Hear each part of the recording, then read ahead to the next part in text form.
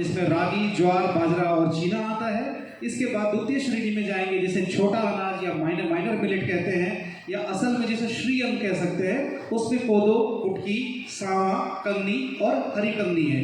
जिसमें झारखंड को अगर आप देखेंगे तो झारखंड में कोदो और कुटकी जिसको गुंदली भी कहा जाता है, जिसे मैं पर्सनली मेरे रिसर्च के हिसाब से मैंने उसे फीमेल मिलेट या क्वीन मिलेट कहना शुरू कर दिया है। क्यों, कब, ये मैं कभी और बताऊंगा। ये कोदो और कुटकी का उत्पादन का यहाँ इतिहास भी रहा है, हमारे कल्चर का भी हिस्सा रहा है, परंपरा का भी हिस्सा रहा है। और इसके बाजार मूल्य के बारे में बात करें तो मिनिमम 60 रुपए किलो ये बिक रहा है, जो धान से 3 गुना ज़्यादा है। तो किसान बड़ी तेजी से इसे अपना रहे हैं।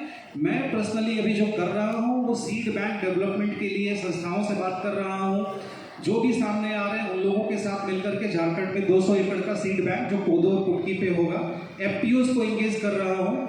तो ये अभी व्यक्तिगत तौर पे मैं कोशिश कर रहा हूँ। एक दिशा और है जिस दिशा पे मैं काम कर रहा हूँ, वो है कि थोड़ा सा डिस्कशन के मतलब डायरेक्शन को चेंज करने का, कि जब भी हम एग्रीकल्चर के बारे में बात करते हैं तो we keep on discussing on production part, उत्पादन। मुझे लगता है कि धरती बनने के बाद से उत्पादन पे ही चर्चा होती रही है, और आज भी 99.99% डिस्कशन का जो इम्फेसिस है वो उत्पादन होता है। अब समय आ गया है कि आप जैसे बुद्धिजीवी लोग, अग्रणी किसान लोग सामने आकर के storage, supply chain, market linkage, processing, branding में किसानों को डायरेक्टली कैसे लिंक कर सके, इसकी संभावना पे बात करनी बहुत जरूरी है। क्योंकि किसान बिल्कुल मछली की तरह है। मछली के बच्चों को तैरना सिखाना, अगर भूल भी जाओगे तो वो तैर लेगा।